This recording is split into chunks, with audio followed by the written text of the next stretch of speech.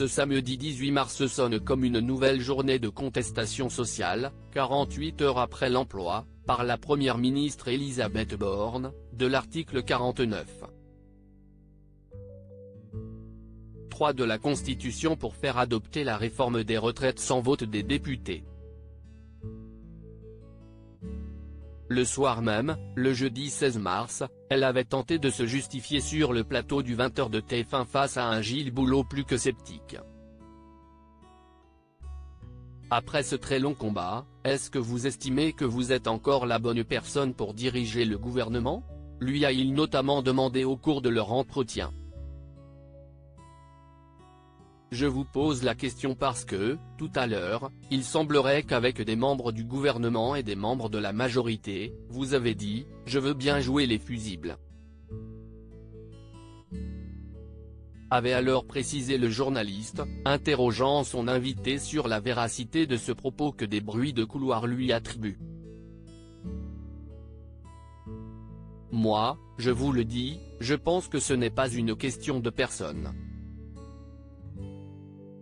C'est accompagner notre pays, trouver les bonnes réponses à un moment où il y a des problèmes importants. On doit construire en continuant à chercher des compromis, des bonnes réponses pour les Français, pour notre pays, avait alors rétorqué Elisabeth Borne. Et de conclure, en rappelant son sens du devoir, c'est la seule chose qui me préoccupe. Elisabeth Borne, l'évolution physique de la première ministre en image une langue de bois qui ne passe plus poussant la femme politique dans ses retranchements, Gilles Boulot l'avait interrogé, quelques minutes plus tôt, sur les causes d'une telle opposition à la réforme. Est-ce que vous ne vous dites pas que vous avez raté quelque chose, sur l'explication, sur la méthode, et peut-être sur le fond ? Ce texte, sur lequel j'engage la responsabilité et celle de mon gouvernement, c'est le fruit d'un compromis, d'heures de discussion au Parlement, approuvé hier par des députés et des sénateurs, dans lequel on a voulu prendre en compte le maximum de situations particulières, lui avait répondu la chef du gouvernement. Jugeant cette réponse peu satisfaisante, le présentateur du journal télévisé de TF1 avait alors insisté, posons la question autrement. Vous n'avez aucun regret ? Si c'était à refaire, de A à Z, vous referiez la même chose ?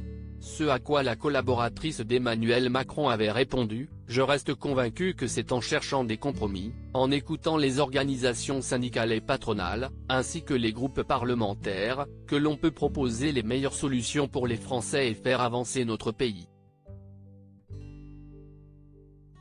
Article écrit en collaboration avec 6 médias.